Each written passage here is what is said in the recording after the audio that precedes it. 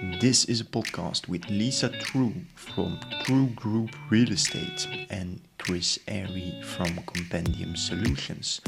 Welcome to our show, Leaders with Suspicions. I hope you enjoy. Lisa, lovely to meet you. How are you? I'm doing wonderful from sunny South Florida, and I'm excited to meet you as well. Thank you. Right. So let's start a bit about how did you end up in your current role and running your own business? How did all of that happen? Yeah, it's a great story. It's why I still have my business today, is that it really goes back to my childhood. I was a daughter of a builder and loved watching as a little child creating something really out of nothing, right? You had dirt, and then all of a sudden it became homes. And my parents were a small builder, so we always moved to the home that didn't sell. And my mother would go in and make it feel good and feel warm. A family lived there, and then they would sell that home and we'd move to the next one. It was kind of a little bit of a nomad childhood. And I think that was kind of in my blood, is that creation of something out of nothing.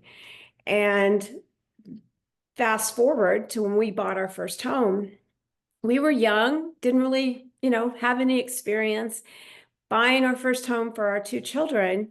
And we had a horrible experience. I mean, just a horrible experience. We were made to feel insignificant and that the purchase wasn't that big of a deal. No one really had our back or looked out for us. And I was working for a custom home builder, had my real estate license.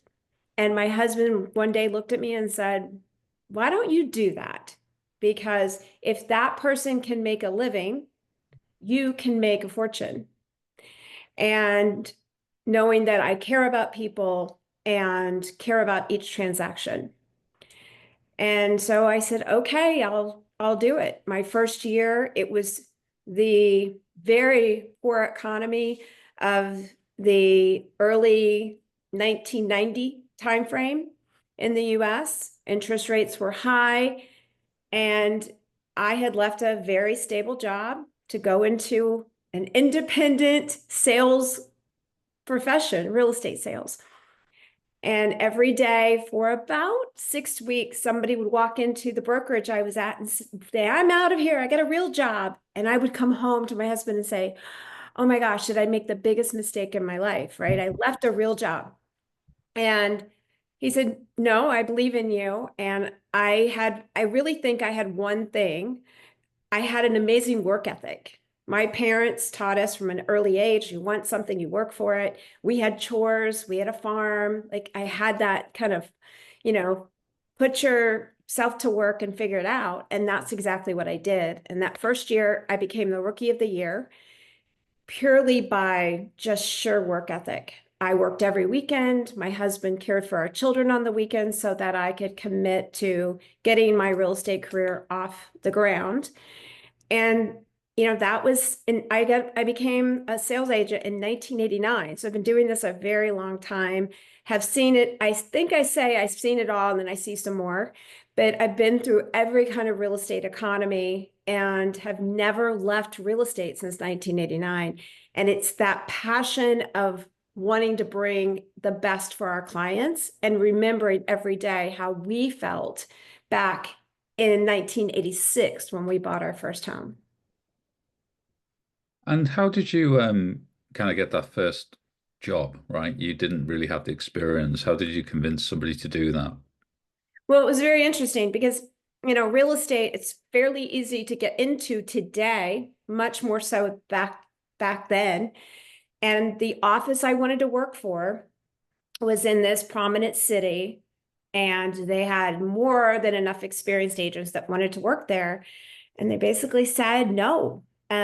But if you want to work for the company, we'll send you to this other city," which was struggling, was not as popular. Today, it's the place to be. But back then, it was the place where you kind of sent if you had no experience or maybe weren't as successful. Somebody gave me a shot, and I made the best of that shot. And I think sometimes it's a little bit of luck and a lot of hard work and perseverance. And, I think that one of the things that, I say I'm a little stubborn. I don't quit. And I was reading this story of Ernest Shackleton, and I thought, okay, that is not quitting at a very high level, right? Life or death, his story, which was fascinating. But I've always had that little bit of, okay, I get knocked down a lot, and I have gotten knocked down a lot, but I just know that my why's big enough, and I'm just not going to quit. I'm going to keep doing it until I figure it out. And eventually I do. Right. I think stubbornness can sometimes, if you use it in the right way, can be a very positive thing. So you used an interesting phrase a minute ago about it isn't a real job. Yeah. And I find it quite interesting because you think of recruitment agents in a similar way. Between real estate people and recruitment agents, they're dealing with what do people do most of their lives? Well, the most vital things to their well-being and thriving, it's a job or where you live, right?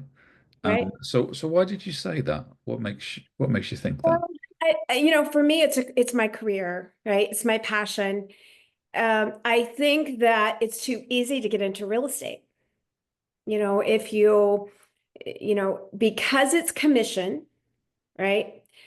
I think many companies just say, sure, come in if you sell a house or two. Great, right? Because it's not a paid, they're not benefits, right? It is truly, if you have success, you make money, and if you don't, you don't.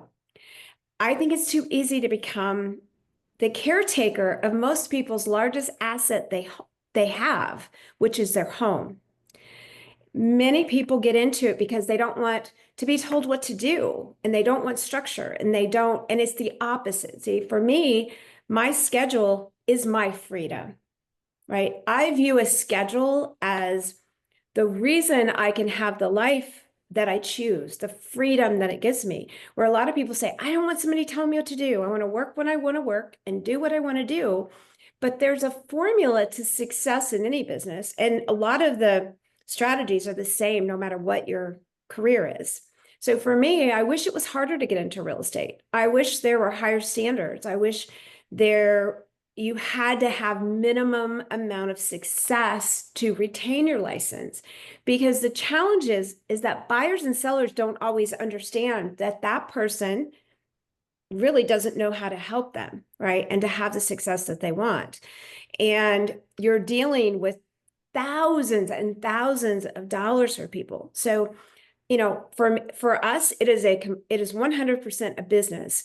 We have spent a fortune since 1989 on educating ourselves on how to be the best salesperson, but also how to be the best business person, and all the marketing and all of the things that we need to do today to allow a property to stand out and to help a buyer get what they want, right? And many people are just doing a couple deals. The numbers in the US are staggering on the number of people that just don't sell any real estate, but they have a real estate license.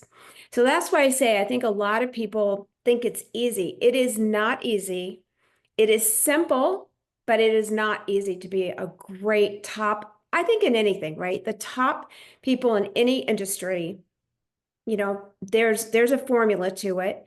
Part of it's work ethic, I believe. I was listening to someone talk about a book yesterday about what I wish I'd known when I was younger.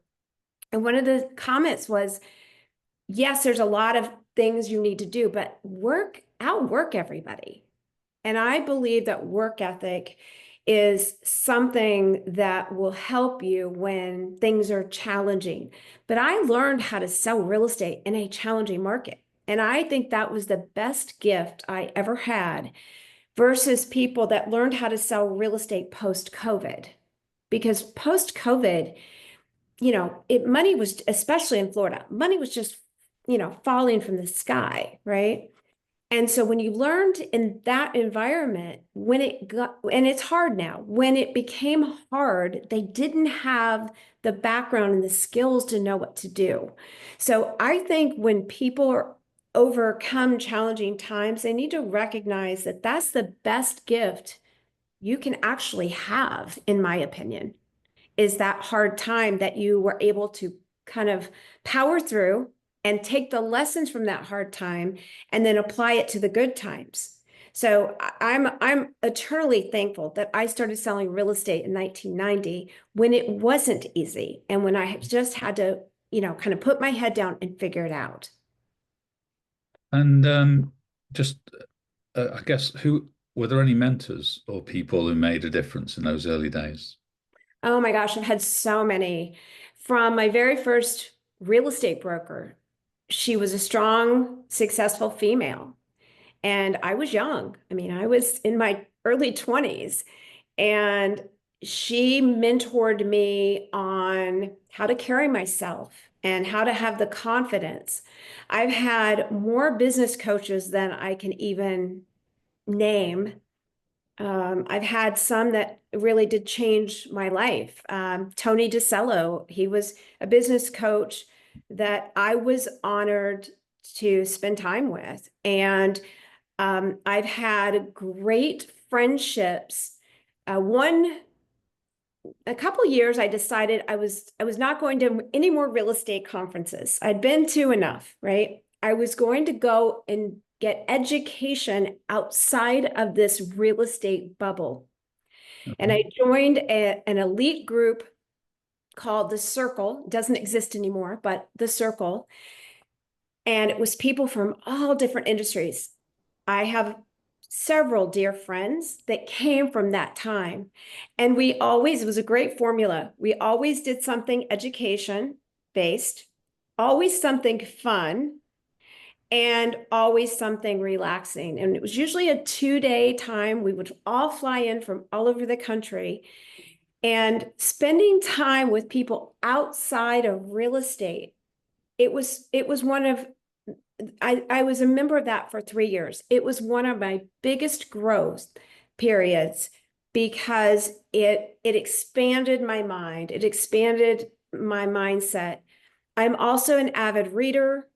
I have a group of strong female leaders in real estate that we're supporters.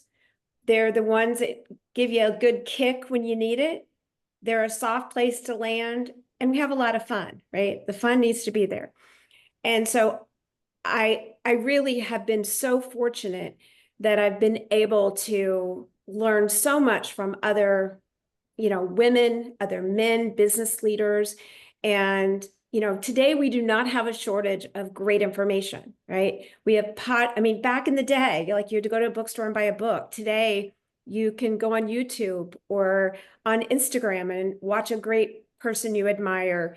Some have mentored me from afar, and some have been that person that knew me so well that they reached out to me. They knew what I needed before sometimes even I did. So we're very blessed in today's world that mentorship can be one-on-one, but it also can be so easily from afar. So that's quite interesting. In an industry where you're actually competing, you're talking a lot about the network. So how do you make that hang together, right?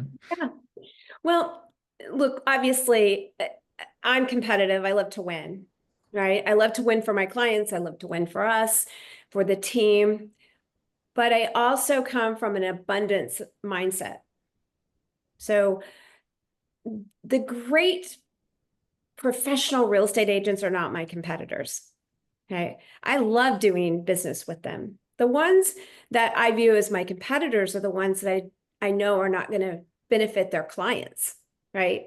So I will fight really hard if I know I'm the best agent in the mix, right? So I have more of an abundant mindset.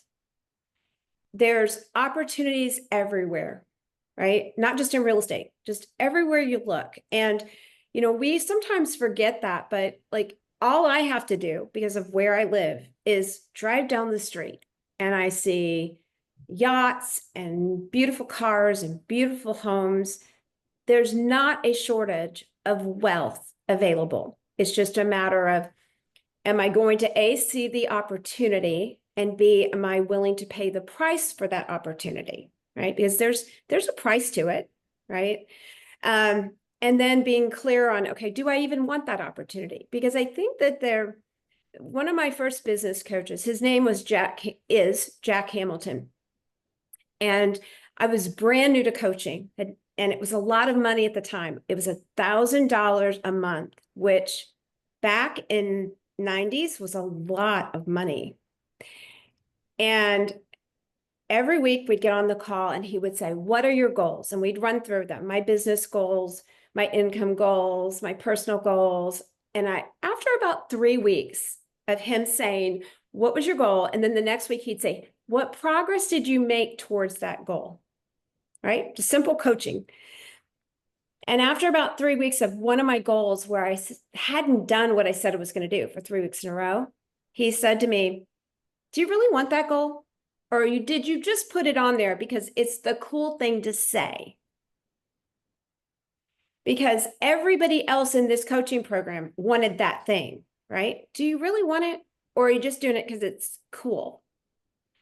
And I had to think about that. I went, maybe it is the cool thing to say, right? He said, either by next week, do something to move one step forward to it, or take it off your list. Because if you're constantly lying to yourself, saying, I want that, but you internally know you don't, that weakens your ability to get what you really do want. So he said, I don't care what's on your list, but if you're not going to do something, you really have to ask why. And that stuck with me. That has stuck with me like almost every day. Like, so my husband and I make decisions based on what we want. There are many people that choose different businesses than we have, and that's completely okay. So for us, it's clear on what do we want, right? What's important to us, and our lifestyle is equally as important as our financial side is for us. And again, that's okay. And I have friends of mine that have huge businesses on purpose, and we have a business that suits us on purpose, right? But is my life any different or less successful than theirs? No, I have an amazingly successful life, right? Because it's exactly what I've created and wanted to create. I have great relationships with my children, with my great-grandchildren, with travel, with our home, right? And our business and our clients. So I think it comes down to clarity for me on what do I really want and what am I willing to give up to get it, right? I mean, everybody wants to be thin, rich, and happy until you tell them this is, or fit, whatever the word is, right? Until you tell them this is what it means to be that level of fit that you desire. Some people want it and achieve it, and some people say, I need a little bit more of a balanced goal, right? And so there is a price for everything you say you want. Completely agree. And it's funny, in the old days before digitization, your desk could be covered in paper, and like there was an alternative in the old days when I first started work that if it fell on the floor, that's fate telling you not to bother, right? But so I quite like your idea about being pretty ruthless with your goals, because it's quite easy to waste time and lie with yourself. So why don't you tell me a little bit about your business, the team, how you build, what's your focus, what's your niche? Yeah. So we sell real estate in Palm Beach County. It's where most people know where Mar-a-Lago is, where the President of the United States currently has his residence. That is where we live and love selling real estate. We sell everything. Everybody's not billionaires here. We sell everything from a vacation condo where somebody's just coming down and maybe they're 55 and over, and it's, a more affordable option to people that like us that live here year round. And then obviously luxury from equestrian. We have a big equestrian world here. Wellington, Florida, which is one of the equestrian polo capitals, and to ocean and everything in between. We really, our business for many years, since the early 2000s, has been many of our clients come from our radio exposure. I've had a radio presence since the last market crash in 2006, and have never left radio, bringing value to hopefully our listeners. And then fairly recently, almost 3 years ago, I started doing TV and really talking about the lifestyle and what it's like to live here and love here and real estate and all the fun things about why I call Palm Beach County home. We have a small concierge brokerage. It's what I choose. We are a family-based business. And if you're not family, you might as well be. I believe in maximizing our efforts. So I'm very team heavy on administrative. I believe my clients deserve the best marketing. So I have an amazing marketing team, support team that allows us to do what we do so well. A lot of people, when they get to our level of business, all of a sudden decide, I don't want to work with clients anymore. I want to become an executive. That's a choice, right? And that's a great choice for many people. I still love the client experience. I view my role as head of marketing and head of client experience. So, I don't put every buyer in my car. I don't put every seller in my car or in front of me, but I do work personally with clients. I think it keeps me relevant and excited. And honestly, I'm very good at it. But I don't know that I would have the same passion if I was just sitting behind a computer all day, working on papers, working on strategies. Now I do that stuff too. Like I said, I strategize. I'm always keeping us ahead on marketing. But I love coming back to my roots, right? Seeing something come out of nothing. Somebody has a dream, somebody has a goal, and seeing them either sell a property that allows the next step in their life or buy that property for whatever their dream is, seeing that come and actually happen, to me, that excites me. So, I love that part of the business, is actually spending time with people where I know what I'm doing makes a difference and where it matters. So I completely get you've defined how you run the business based on what you see as your strengths. How did you work those out? Yeah, for people listening to this podcast, younger in their career, how do you work out what you're good at and basically what you think you should be good at? Yeah, so when we started our independent brokerage, so back 2 months before 9/11, my husband, he built big stuff. He had a construction degree from Purdue University, and he didn't love what he's doing anymore. And I said, I love what I'm doing. Come do business with me, right? So he left his very stable job with benefits and with company vehicles and salaries and all those things, and joined me in real estate. And what I lacked were any systems. I mean, I was not a system girl. It was all in my head, right? So he's like, if I'm going to help you, I've got to know what that looks like. And he would literally follow me around and say, okay, you have a new client. What do you do next? And he created our checklist, our systems, our processes. And he followed me around and followed me around. And after about a year, this is how a business is run. He brought business maturity to what was a very non-business way to run my company to begin with. Then we decided, let's go independent. we actually complicated our life as much as we could because my husband and I worked really well together. Then we decided, remember 2006, I said, our son lost his job because he was in construction sales. There was no construction when the economy fell. And I said, well, in our family, you don't lay around, you got to work. So he came in as we taught him everything we knew about a big portion of our business, which is short sales of the time. And so we brought our son into the business. So now we have mother, son, husband, wife, father, son, right? Then our daughter graduates college and she's going to come work for us for 2 years. So we bring her into the business. And again, more complications, right? Because now you have brother, sister, you have all the relationships. And eventually, it was the best blessing because our family is so close and so we communicate so well now, but it was earned. And it was, they were called Treu days. We would have conflict because we lacked definition to answer your question.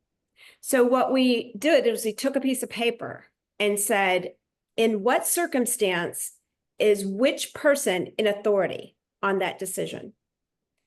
In other words, who was good at what? And we could give our feedback and our thoughts, but if it was your area of authority, you made the final call. And it really allowed us to look at whose strengths is where. And there are a lot of things I can do, but I don't love doing. Those need to come off of somebody quickly, right? Now, when you have a new business, too bad, right? You have to do everything, right? Yeah. There's a period where it's you. And if it's you, you just got to suck it up and overcome it, okay? Until you can hire somebody. So my lead person right now is hiring another person on her team. And that was my advice to her. Look at everything that you can do that you don't love doing and have that new person be really good at that and get that off your plate, right? So at first it was just me. I had to do everything, right? Then Steve came into our company and he was really good at details. So he took all the kind of detail stuff off of me, right? And then our son came in and he was really good at the short sale game. So he became the expert there. Our daughter became our lead buyer's agent, and she was phenomenal with meeting somebody, getting very clear very quickly on what was their perfect home. Where did it look like? Where was it? How could she help them get it? And so we had these basically departments where the person that led it trumped everybody else, and it allowed all of us to find our strengths. I've also done a book called Strength Finders, which helped. So that's a great book if somebody says, I have no idea. But I would say to find your strengths, first of all, what can you do? And then what do you love doing, right? I think we spend too much time, even in childhood, talking about how we shore up our weaknesses. And I just think, okay, find somebody who loves that. Because there's somebody who loves what you don't love doing, right? I mean, they do. There's somebody that loves accounting and loves analytical and numbers and all that. Find that person so that you, if you don't love that, can go and flourish and do what you want to do. So I think, and I told, so my lead person who's going through this process right now, keep a notepad beside you when you're working and just kind of ask yourself, it's kind of like that, do you find joy, right? If you find joy in this, maybe put that on into your name. And if you don't, start to say, how do I eventually get this off of my plate so I can be more joyful? Because the more joyful you are, the better the work is, right? The better the work is, the more you serve your clients or your team. And so I think it's paying attention. And then if you're in the season where you have to do everything, just understand it's a season. I am blessed because I know how to do almost everything that I have to ask a team member to do. So I know if it takes 10 minutes or 10 hours, right? I can see when they're in the weeds because I've done that job and I know I can spot it, right? So there is value, especially if you're an entrepreneur or you own your own business. I think a lot of parents do it well when they bring their kids into the business. They start at the bottom, right? And they make them do all the jobs up the ladder so that they really understand that business, because most entrepreneurs, that's what we did, right? We didn't walk in as CEOs. We had to earn that title. And so that is really, I think, my blessing. And I'm constantly asking myself, do I still love this, or would I love something else better? I think one of the points you made there was that being an entrepreneur and owning your own businesses allows you to work like that. I think your point about people always tell you to address every weakness you've got, usually against a really, really long job description, so you'll have lots of gaps and weaknesses, yeah, is a very corporate employee challenge and issue for people. And I think it can damage their self-esteem. And I think you put it in a different way, talking about find the things that give you joy and happiness rather than making you miserable. Whereas, unfortunately, if you're an employee, sometimes, you know, Sometimes don't have that choice. yeah, Yeah. yeah.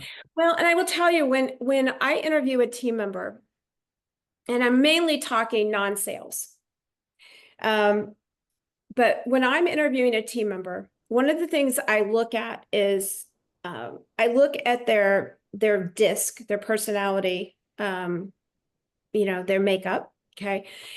And when I see job hopping, and like I said, I'm talking more administrative or support or marketing. When I see somebody who's job hopping, I often then go and look at their disc and see if they're the right person in the wrong seat, right? Because I think sometimes we can force ourselves to do something. When I first came to Florida, my mother was an accountant. She is the perfect accountant, loved accounting. She actually just retired at 85. Okay. My mother loved what she did and was phenomenal at it. She decided, well, my daughter can be an accountant too. I hated it. Could I do it? Yeah, let's get at it. But I was miserable. I kept finding everything else to do in the office except be in my office doing whatever my job was at that moment. I needed to socialize. I needed to see people. I couldn't just see a spreadsheet, right? And I'm like, I cannot do this for the rest of my life. Like, I can't. Now, so people can do things. Just because you can doesn't mean it's what you should be doing, right?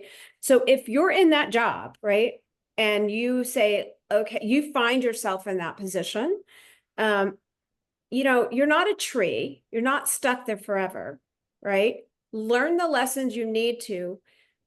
Look for other opportunities, maybe within that same corporation, where you would be better to use your gifts, right? And start building the relationships to make that happen. And be all in. But that's one of the things I've found with people that tend to job hop.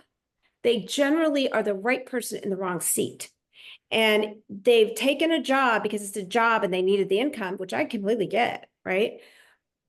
And yet they can only force themselves to do that so much, right? So I could do the job, but on Friday, I couldn't wait to get out of there, right? I was like a caged animal. Let me out.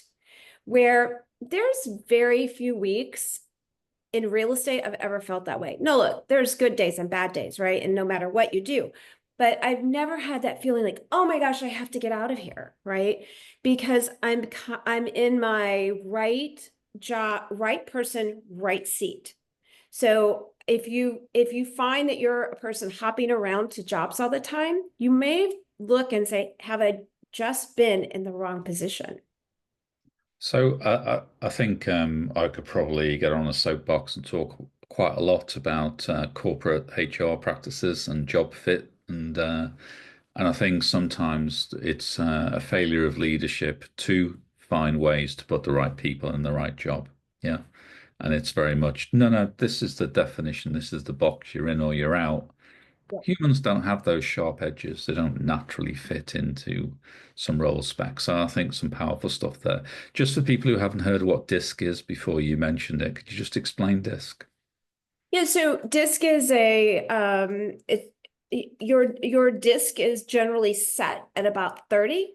You're still being formed until then, but the disc measures four things: dominance, your level of influence, if you're steady or you're correct, so your analyticals. I am a 99 DI, so I'm a driver influencer. Okay. So putting me in a support position probably isn't a good idea, right? I'm going to come in and change every system and update everything and rework it so it works better. Plus, now I'm the most process orientated on my team. It's not because I'm analytical, it's because I understand I need order, right? Because it's not natural for me. I need structure and order. If I'm hiring a pilot, I want a high level of C, or correctness, analyticalness, right? If I'm hiring an engineer to design me a building, I want somebody who has analyticalness. I don't really care if they're personable, right? I really don't. Like, just make sure my building stands up. When I take off on a plane, I generally walk by and look if I'm nearby the cockpit, and I look in there, and generally they kind of look analytical. That makes me feel comfortable, right? I want an analytical pilot. So for me, that step, when I varied because I liked somebody and I put the right person in the wrong seat, they never stay. They never make it because I'm asking them to do something so outside of the ordinary. They can, just because they can doesn't mean they should. And they're exhausted all the time. So the disc is a really nice kind of measure of not what somebody can do, but what they will thrive in. There's something called an energy line. Anything over 50 is part of the positive energy line. Like, does their job give them energy, or does it suck all the energy out? Right. And so if you're feeling like I'm just exhausted from my job all the time, my guess is if you took one of these personality profiles, you're doing work that is against who you are naturally. And if somebody's 20 to 25, from a professional standpoint, I believe this is the most formidable years when it comes to who you will develop into. You have to be mindful and thoughtful of where you put yourself during those formidable years, because that environment will influence you professionally, not personally, but professionally, and mold who you are at a very high level. So who you're around matters more so. Once you're 35 or 40, doesn't really matter as much. You're kind of who you are. But when you're in that 18 maybe to 25 range, your mentors matter so much more. And do you have people that help you? And even if you're in the wrong seat, they'll help you get to the right seat, right? It's okay to be in the wrong seat. I mean, like I said, I've done it. There's nothing wrong with it, but you don't have to stay there. I always tell people, if they complain about where they live, I'm like, move. You're not a tree, right? Like, you can live anywhere you want to live. You don't have to, you're not a victim to that. Same thing with your profession. Just put a plan together, put a goal together, and find people in your life that will support that. I mean, it may take you 5 years. Who cares? You're going to be 5 years older in 5 years anyway, right? So, like, it's a pathway. I think there's some power in that, and I think the world's a lot better than it was because we've got the internet, we've got LinkedIn. You can reach out to people, and generally, beware of scammers and people who just want your money. But generally, there's a lot of people out there who want to help people who want to be helped. So, let's just move on a little bit in your business. So, obviously, in real estate, there's a bunch of technology you have to have. Okay. So, but you can't, walk down the street without AI being shouted at you by somebody. So I'd be quite interested to understand, where do you think innovation will and won't work in what you do? Where will AI help or not help? Yeah. Mhm. Yeah, well, you're right. AI is the talk of everybody, right? I think a lot of people think they're using AI, and they are, but what they're not thinking about is AI is controlling the strategy versus the person using AI. We use AI. We use AI, multiple AIs. I view AI, so we're the brain, okay? AI often are our hands, right? We're kind of the brain and the neck of our business. So strategy needs, in my opinion, needs to come from me, right? I need to understand, because I understand my clients. AI doesn't yet. Now, I'm constantly training my AI. Like I spend time every day training it, giving it information, correcting it, just like you would a child, right? Just building it and building it and building. One day, maybe it will get how I think, but I'm the thinker. I'm the creator, right? And then it helps me do things a lot faster, right? It's my hands, right? Or it can, the design part of AI is still lagging content, right? Content, blogging, copywriting, all of that's a lot further ahead than design, but we use AI for, taking and not creating video, but making our video better, right? But again, we've created the strategy of it. And so when people, I love reading copy, whether it's an MLS description or social media or a blog. I love copy. And when I see words like gym and dive and vibrant and boast, that means somebody said to AI, I need this. And the AI said, okay. And then they copied and pasted it. Okay. There's certain things that are certainly all AI, right? Like it drives me nuts. If my team puts something out that says gym, I lose my mind, right? We're training our AI because that's not how I talk, right? I've never said the word gym unless maybe I'm talking about some sort of jewelry piece. So I think that my message about AI is AI should not replace you as the strategist. AI should help you do things faster, in my opinion. Okay. And you have to invest, just like you invest in a new team member. So I have the AI I'm using right now.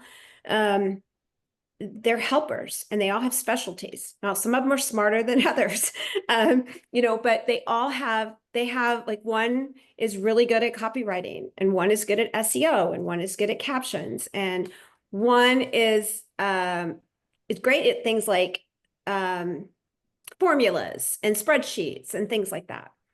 So I have these kind of helpers. And just like if I hired a team member to do that job, that I would invest in that person, right? I would educate them, teach them not just how to do it, but how to do it kind of our way. So it connects with our audience.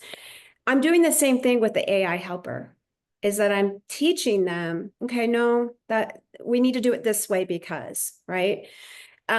It's an investment and every business should be investing in AI, right? Because, and what we used to use, we don't use anymore. We started with ChatGPT and we used that, my team used that predominantly. And then I was playing around with Claude. Claude, as a business leader, I thought was smarter. As maybe a caption writer, not so much, but like the business side, Claude and I got along really well. And now I'm playing with a new, because I have 12 helpers and they're more specialized.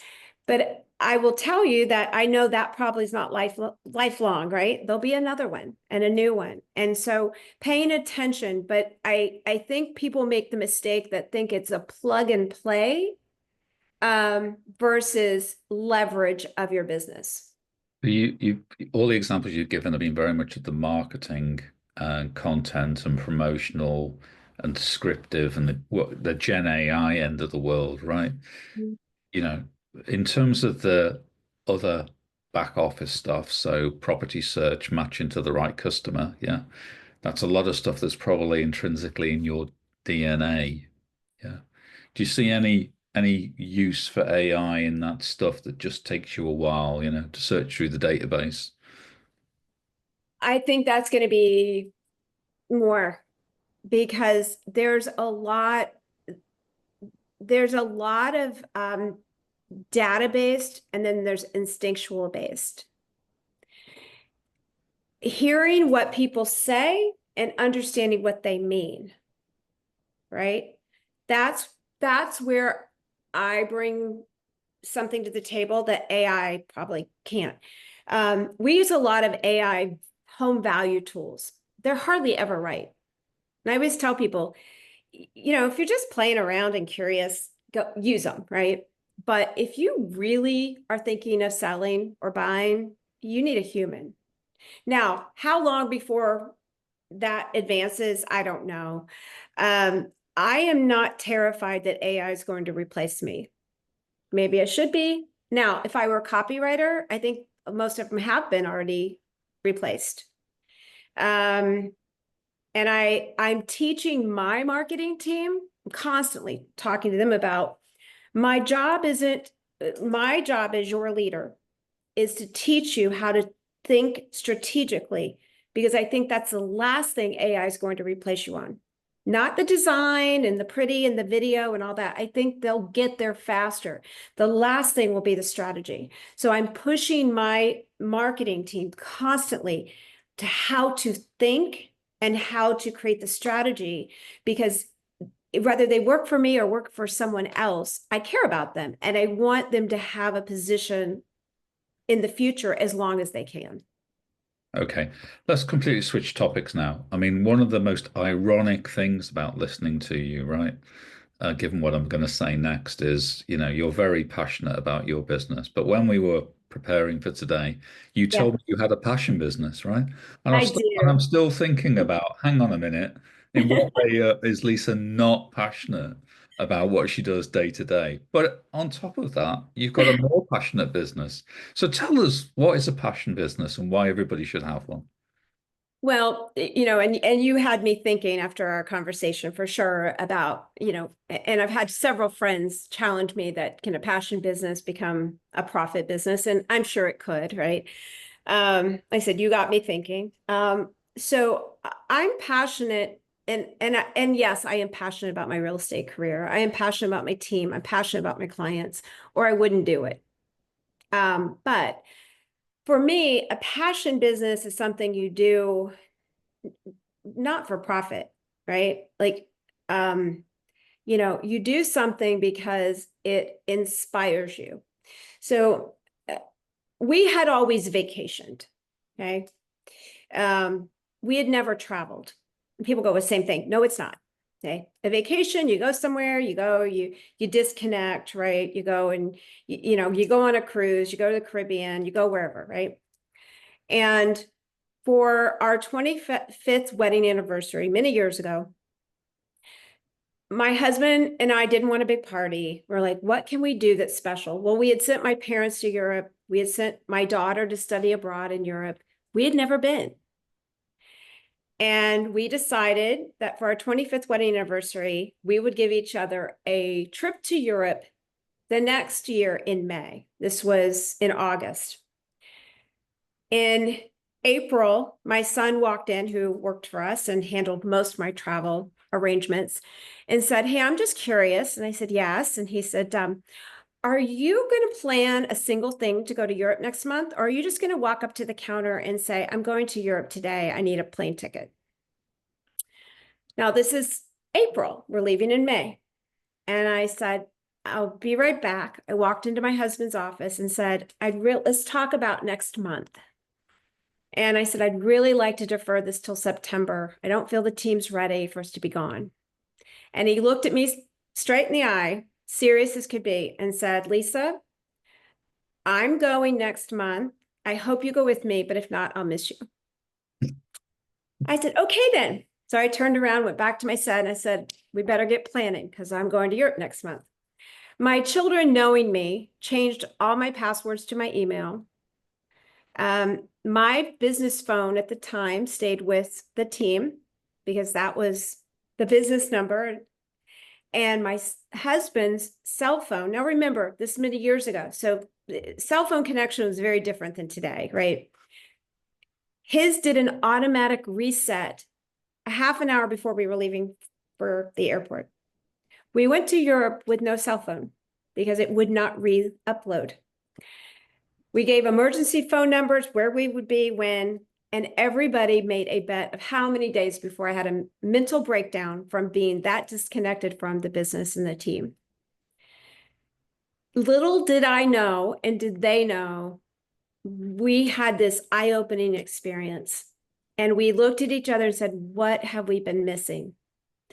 And it was the first time we had vacationed without the children, and we learned what travel really was versus a vacation, right? A vacation, in my opinion, is something you go to escape. Travel is to go to experience. And we looked at each other after being gone the first 2-week vacation we'd ever taken and said, never again. And we are already planning our next trip. And we became passionate and fell in love with traveling and the world. And, you know, yes, we see the touristy things, but we spend a lot of time. We want to be there, right? We want to meet people. We want to eat where the locals eat. We want to just truly be. I mean, sometimes it's doing nothing, right? Going to a park and sitting. I mean, it's just truly that amazing experience. So one day I was missing a connection, a mastermind group. And I said to someone, I'm looking at this group. Do you think I fit? And it was predominantly young men. And I was not a young man. And he said, I don't think you're going to love it. I think you're going to feel like you don't fit. I said, okay, that's why I asked your opinion. He said, well, what are you looking for? And I described it. He goes, why don't we just create it? And it was, we go to really cool places, and then we learn together and grow together. We support each other. The very first one was in Napa. And it was an amazing experience. I mean, it just was phenomenal. It was 2 days. And we started doing these ventures. And one day I felt it that we needed to go to Peru. And it went from these little 2-day hop arounds to places like Chicago and Key West and within the United States. We did a 7 and a 10-day option to Peru. And I had over 20 people that trusted me enough that said, I want to go. Since then, we've been to Peru, we've been to Africa, we've been to Maldives, we've been to Italy, we've been to Iceland. We're going to Greece this year. And they're business owners, not just real estate agents, business owners that want to be creative, want to learn, want to grow. We've had financial planners, we've had social media people, we've had business owners, sales leaders, and again, there are real estate agents, but it's not a real estate deal. And it is truly about creating that experience. I plan everything. I micromanage everything. My friends love to travel with me because they don't have to think.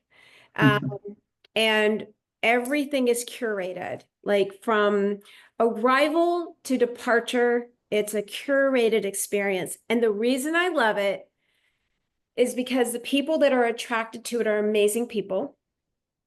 And we're doing things that I know they would have never done in their life. I mean, we've abseiled off of Table Mountain in South Africa.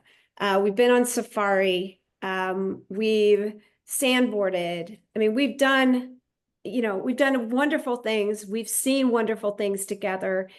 And they're kind of my ride or die group, right? They're the people that when I'm having a challenge, I know they will be honest with me. They're not just going to tell me, oh, yeah, that's a great idea, right? Or you're fine, you're doing good. They're the ones that'll say, I love you. Have you considered this, right? And so it's very similar to my real estate business because it's about experiences. I think that's the commonness of it. but it's also pretty amazing because we go to fabulous places. And again, most people, they're places people dream of, and they don't, a lot of people, and I think Europeans travel more than Americans do. I think Americans vacation, but I think Europeans understand travel a little bit better. But people that say, I don't know how to curate that experience, I'm able to curate it for them. I have very good taste, and I find really great deals. Like, we're going to this beautiful place in Crete, a 5-star resort. And we'll be doing things like canyoning. There's always a little adventure, because I believe when you travel, you should do at least one thing that scares you a little bit, just a little. It's how you grow. So to summarize, a load of people trust you with their precious time off to make sure that they have a great time, yeah? And effectively you're creating curated, bespoke travel experiences. Yeah. Yeah, and it's also, business orientated. So, and they're designed to be small and intimate. Like I usually sell out. Greece still has a couple of openings. We've had a couple people. One just got engaged, so they're getting married the next week. So they're not. They've had to they've had to choose to not come. But we also are learning and growing. And they're very partner welcoming. It's a very welcome group. They're not. It's not cliquey at all. And I usually have a couple new people every time, which brings great new energy. But like I said, it's a, and I don't know other countries, but in the United States, it is a business trip. So we do benefit tax write-off wise. But again, it really has become the people that I reach out to. And I've had some great friendships come out of England. The lady who created the blue cow theory in England. I have such respect for her. She was a chiropractor and developed this amazing philosophy about the blue cow. But like I said, great friendships that have come, through other countries as well. So, but yeah, that's why I'm so passionate. And like I said, I thought a lot about that. Like, why am I passionate about it? Well, I love doing new things, seeing new things. Every trip I come back a little different. Brilliant.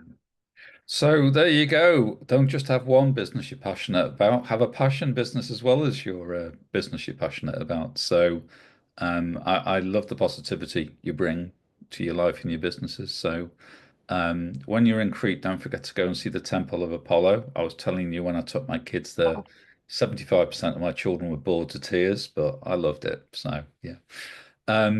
So thank you, Lisa, for the time. My pleasure. Just to wrap up, if you could give one piece of advice to those people younger in their career, what would it be? I think that go for it. The time to take risk is when you're young. I took many, and I don't regret it at all. If you have something in you that you want to do, go for it. And I think our younger generation gets that a little bit better than, maybe it's more exposure, maybe it's Instagram or TikTok or YouTube. But I think that many of them, aren't doing things just because they should, right? And I have such respect. We always kind of talk about the bad things. I have such respect for them for that. Like, if there's something you want to do, go for it. If you need to do it part-time, do it until you can make it a full-time thing. And don't let somebody else's fear stop you. Just go for it. Okay. On that, we'll wrap. Thank you, Lisa. Really Wonderful. Thank you.